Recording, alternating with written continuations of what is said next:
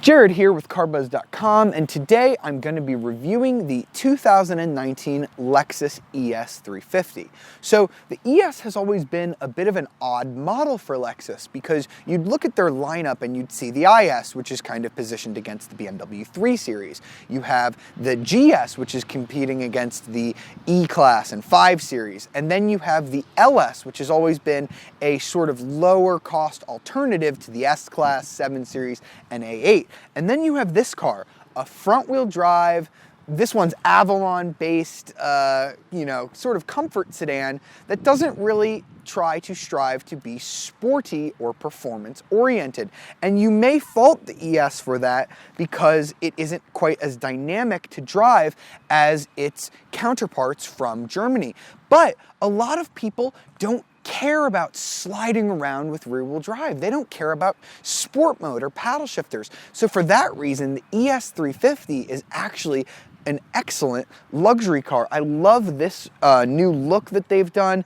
It almost looks like an LS, and that is high praise. I have a little bit of difficulty comparing the two. When I see this on the road, sometimes I think it is an LS 500, and this costs half the price, so that is a really good mark on this. This one comes in this shade of sunlight green, maybe not the color I'd order, but there are some other interesting color options on this car. I think this is really pretty. It hides dirt really well. It changes depending on the light. When it's in the sunlight, you can really tell that green really pops. So definitely a better looking car than the one it replaces. That was just kind of a doughy looking car. My mom had one and I hated it. And let me tell you, when we get this on the road, I'm gonna tell you this drives a whole heck of a lot better than the outgoing car as well. And if you wanna get more details on the ES350, things like pricing, engine information, stuff like that, check the link in this description below or check the YouTube call out for a link to CarBuzz.com where you can see all of that information,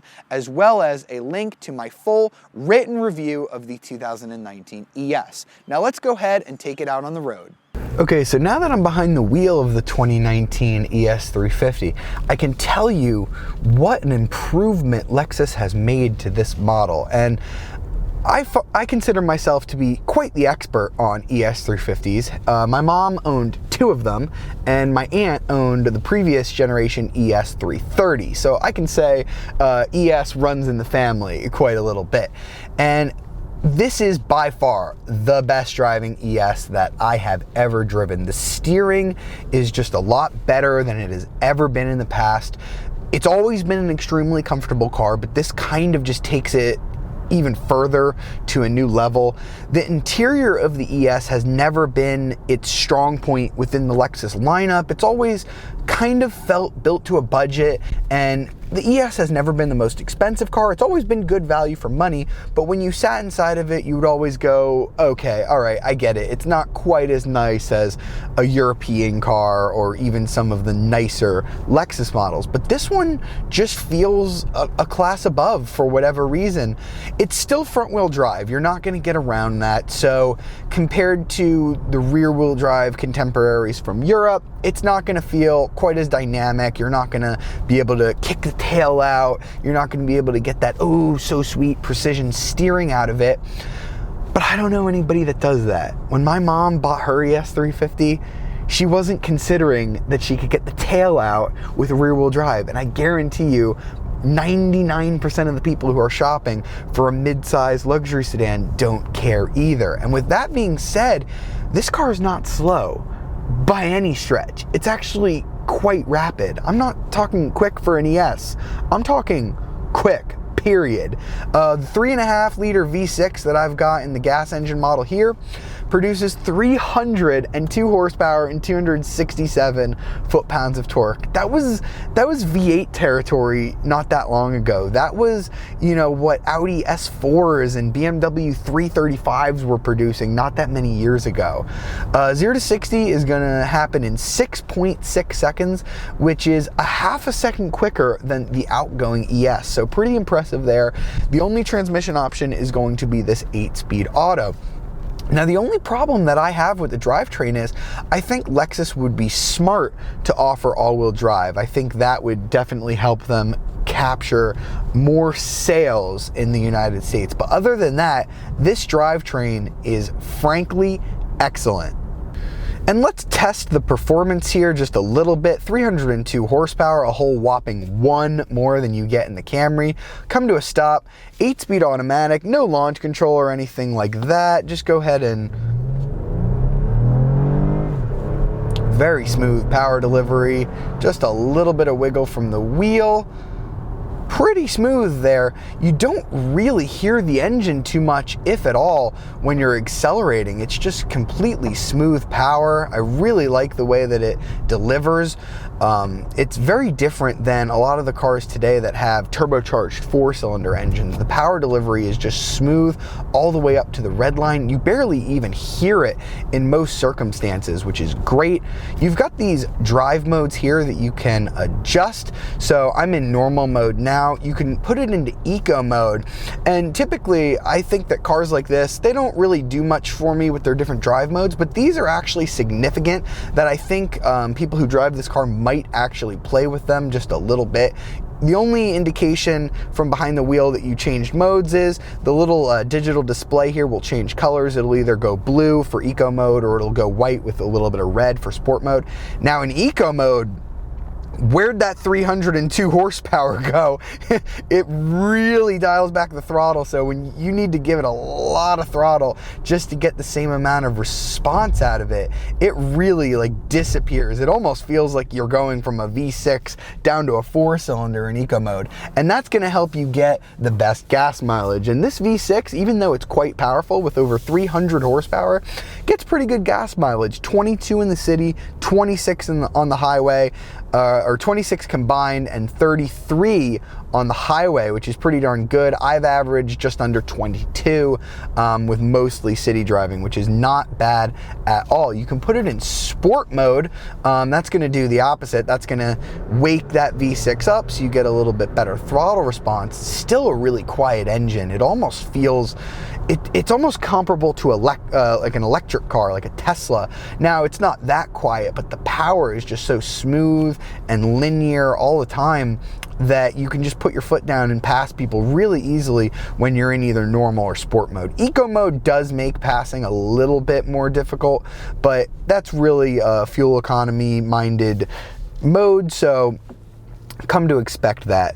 So if you want to get here on the paddles, it is an 8-speed automatic, and there are paddle shifters here that'll let you shift gears, but it's not a true manual mode. Lexus and Toyota, on a lot of their front-wheel drive models, they don't do a true manual mode. So when you do drop it into that mode, what it'll basically do is it'll limit you to a certain gear. If, for example, I tap it over here into its S mode and I have it, it'll default to S5 right now. So that means it won't let me go beyond 5th gear. So if I downshift to 3rd, so now it locks you into 3rd. So you can be in S3 off the start and it'll shift into 2nd, and then it'll shift into 3rd, and then it'll stop.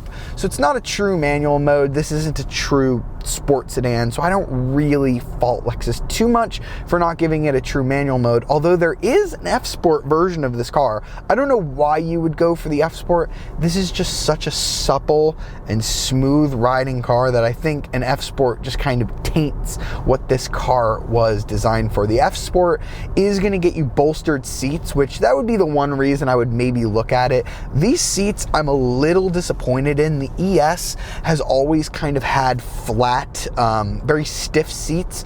Lexus used to do this really soft, really cushy, thick leather, and this ES, they're just kind of flat. They don't really hold you in, so that might be one reason why I would look at the F-Sport model. But other than that, you get bigger 19-inch wheels, variable suspension, and more aggressive looks, so it's more of an aesthetic thing. You don't get any extra power, so I wouldn't recommend the ES350 F-Sport, but if you like the way it looks and you like the way the seats feel, maybe it's worth spending spending the money.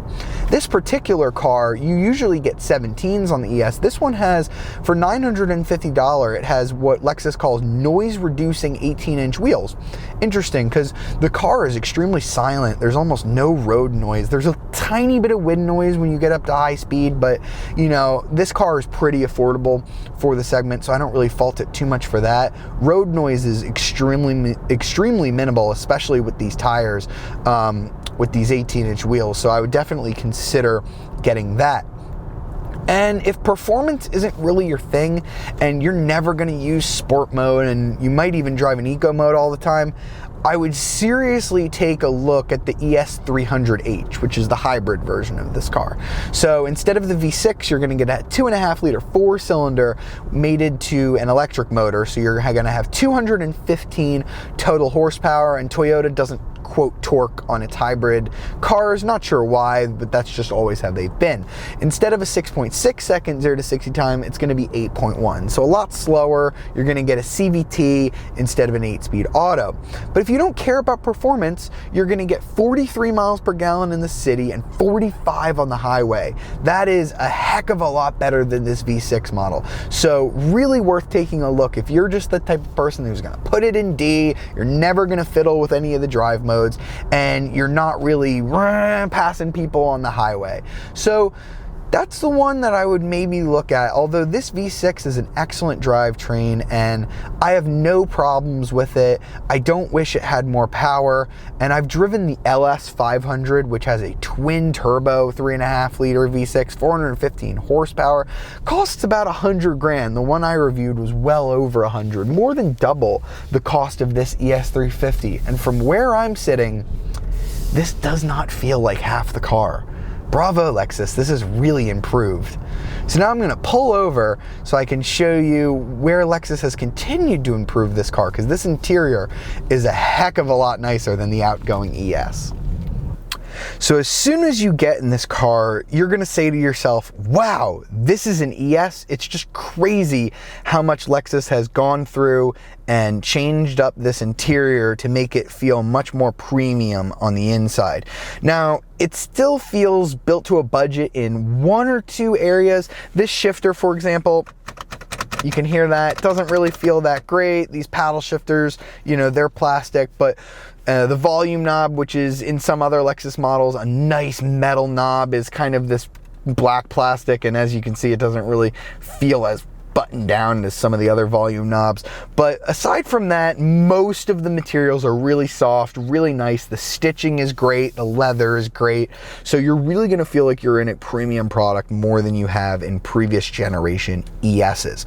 Now, part of the redesign starts with this new gauge cluster up here, which is mostly digital. You do still have two needles up there for your gas and for your engine temperature, and you have controls for the trip computer here. You can have it show MPG, navigation, audio, all that kind of stuff. And in the middle there, you're going to have your digital tachometer and speedometer, which looks really cool. Doesn't slide like in the LC500, but when you fiddle around with the drive modes, which I talked about while we were out on the road, if I go ahead and put it in eco, you'll see a little blue streak across it. Now it's blue, which looks kind of cool. Put it back in normal, it streaks the other way back to black. Or if you put it in sport, you see the knob go that way. It's kind of cool. I like just kind of going back and forth. Even the animation going between the two modes is kind of cool.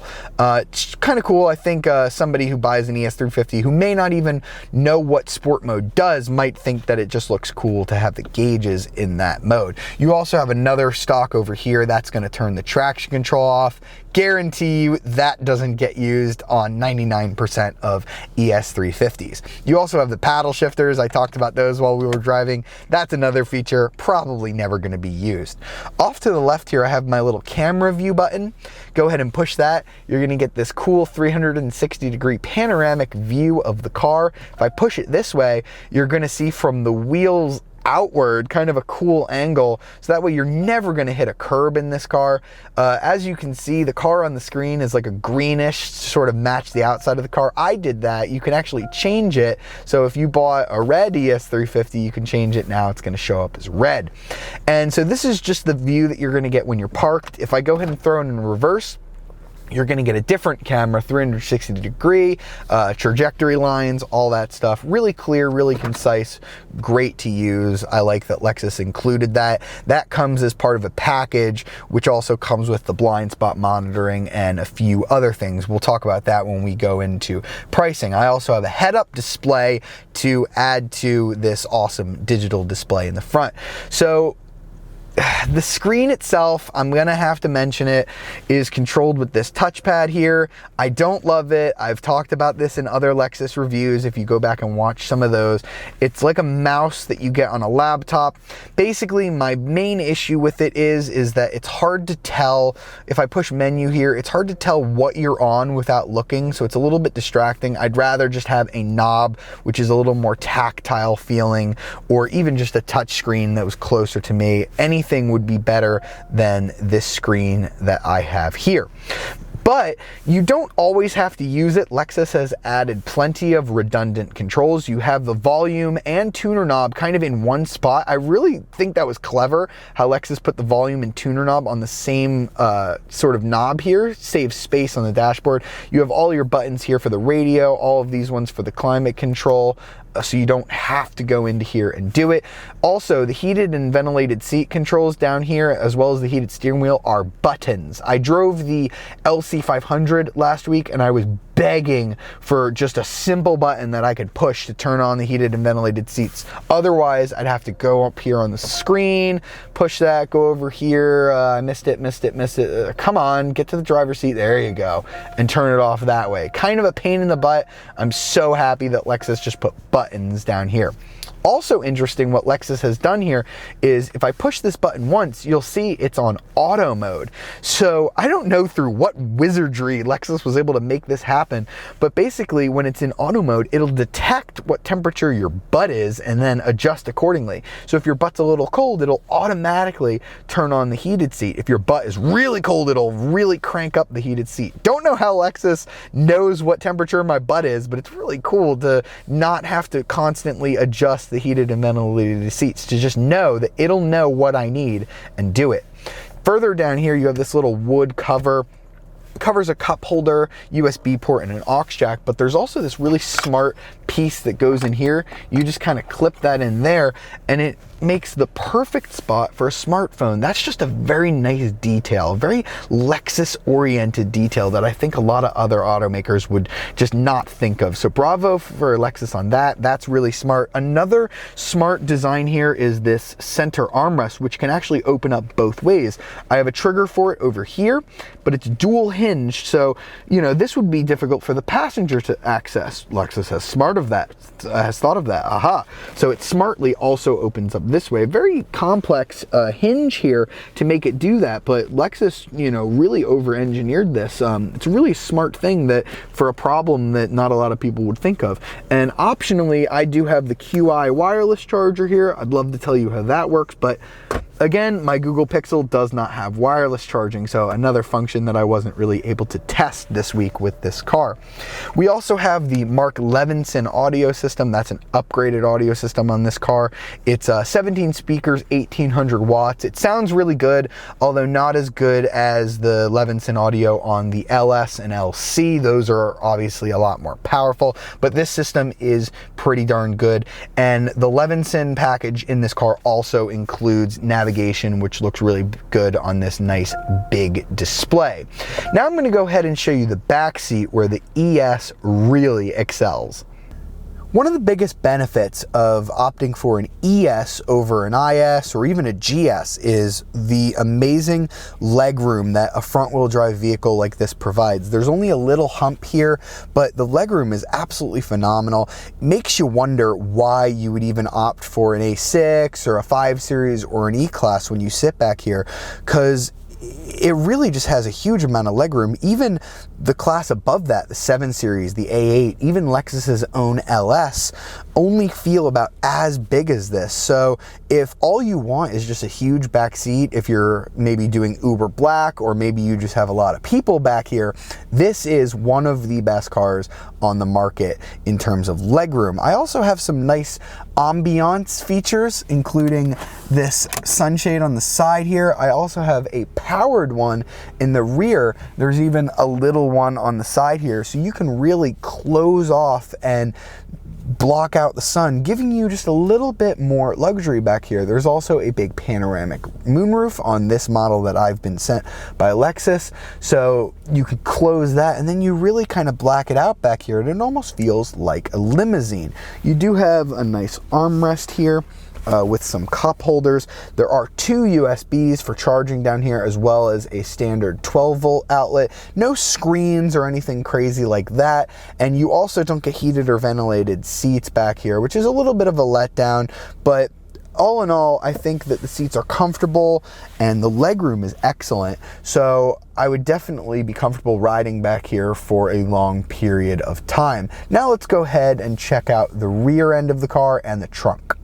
Okay, so back here, the styling continues to be very pretty. The rear end of this car has just much improved over the previous generation. I like the way that these taillights look. I like the way the back looks. Very sculpted, very nice. I go ahead and open. I have the power-operated rear trunk here. Reveals 16.7 cubic feet of storage, which is pretty good for the segment. The seats don't fold though, which is a little bit annoying, and you are gonna get less volume if you do opt for the hybrid. But I really like how you can just push a button, get a power closing trunk. A lot of cars do not do that at this price point, which is pretty cool. Lexus says it also has the feature where you can swing your foot. See if I can make that work, because sometimes these can be a little difficult. Oh, there we go, we triggered it, we got it to work. Sometimes those are not easy, but you know, it took me 1 or 2 leg swings, but it was able to do that. So not too bad. Back here, trunk space is pretty good. I think that this car is going to do a good job of convincing people to stick with a sedan instead of an SUV. I really hope that people take a look at this and go, oh, well, maybe I don't actually need an NX or an RX. Maybe I can just buy the more comfortable sedan. The only thing, and I mentioned this before, that I think would help Lexus sell more of these to potential SUV buyers is if they added an option for all-wheel drive. Sadly, that's not available, but let's go ahead and talk about the pricing to see how much this 2019 ES350 is going to cost you. So now it's time to price out our 2019 ES350. Starting price is very affordable, $39,600. That's going to be a lot less than the comparable German midsize luxury sedan. You can step up to the luxury trim for $42,255. That's going to add the perforated leather interior with 14-way power adjustable driver seat, additional wood trim with ambient lighting, heated and ventilated seats with the memory for the driver, automatic windshield wipers, and a power tilt and telescoping steering wheel that like we have here. That'll also have the smart entry and exit where the steering wheel will lift up to make it easier to get in and out of the vehicle. This model that we have here is the ultra luxury, which starts at $43,250. That's going to get you the perforated semi-aniline leather interior trim. You're going to get that power open and close trunk with a kick sensor. You're going to get the lateral performance dampers and the sunshades in the rear, both the manual ones on the side and the power one in the rear. Now, this car that we're driving does have quite a few optional extras. For $1,900, we have the blind spot monitoring, park assist, and that also rolls in the 360-degree camera. I definitely recommend that. I think it's a pretty good value. $75 gets you a wireless charger. I couldn't really test that this week, but for 75 bucks, if your phone has it, you might as well go for that. $950 gets you those 18-inch noise reduction wheels that I had mentioned. I think this car is pretty quiet with these wheels. I haven't tested one without them, but I think they do look good, and you know, to get larger wheels, that might be worth the added cost. $1,515 gets you the triple beam LED headlights. That's a bit of a stretch for me to spend $1,500 on headlights. They do work extremely well at night, very bright, but I don't know if I could justify spending that much on headlights. $3,000 is also a bit much for navigation, but you do also get that really nice Mark Levinson audio as part of that package, so might be worth it to spend the $3,000. $500 gets you the glass roof. That's pretty cheap. That's cheaper than most typical moonroof, so I absolutely recommend going for that. And then $480 if you live in a cold climate will get you the heated steering wheel, and you also get a de-icing windshield. So pretty cool. $480, yeah, go ahead and get that as well.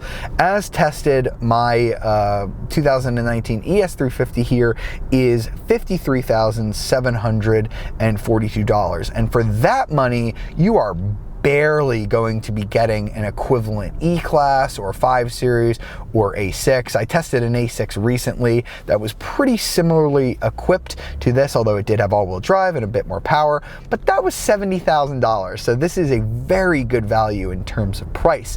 As I mentioned while I was driving it before, I think you might also want to take a look at the hybrid model. If you want to go for that, the base is going to be $41,410. To step up to the luxury is going to be $44,065, or for the one that we have here, the ultra luxury, that's going to start at $45,060. Basically under $2,000 on top of any equivalent ES350 will get you the ES300 hybrid with the much improved MPG. You can also get the F Sport model. Not so sure about that one. That one's $44,135. But as it sits, this one that I'm driving right here, without a few options, you could probably keep it under 50 grand, making the ES350 an excellent value on the luxury midsize sedan market. Okay, so now that we've driven the ES350 and we've talked about pricing, now it's time for me to give it a CarBuzz score. And this has been tough for me because Lexus, I don't like their infotainment. I think it's a big problem. A lot of the older clientele that are gonna hop into this car might not be able to figure that system out, although that might just be a complaint from me because my mom has had these cars and she's had no problems figuring it out, and she is very technology phobic. Now, with that in mind, this car is extremely comfortable. It's extremely big on the back seat. I've had people get in that back seat and remark, wow, my 7 Series doesn't even feel as big as this. So with that in mind, this car is a steal at $53,000. And mind you, that's fully optioned. You can barely get into a 5 Series or an E-Class or an A6 for that amount of money. To do it up like this, you're going to be spending $60,000 or even $70,000 on one of those German cars. No, it doesn't necessarily drive as well because it's front-wheel drive, not rear-wheel, so you don't get the steering feel and all that kind of stuff. But I think that most people don't care. And with that in mind, I have no choice but to award the Lexus ES350 a score of must buy. I think this is the biggest improvement I have seen in a very long time moving from one generation to the other. If you had asked me 2 years ago whether or not you should buy an ES350, I would have told you, well, are you a retiree in Boca? Go ahead, buy one. That's what kind of car this used to be. Bravo, Lexus, you've completely turned around the image of the ES350, and I applaud you for that. And if you've liked this review and you'd like to see more, be sure to subscribe to the CarBuzz YouTube channel and download our apps on iOS and Android to keep up with the latest and greatest in automotive news and to see more reviews just like this one. Hope you've enjoyed the video. See you next time.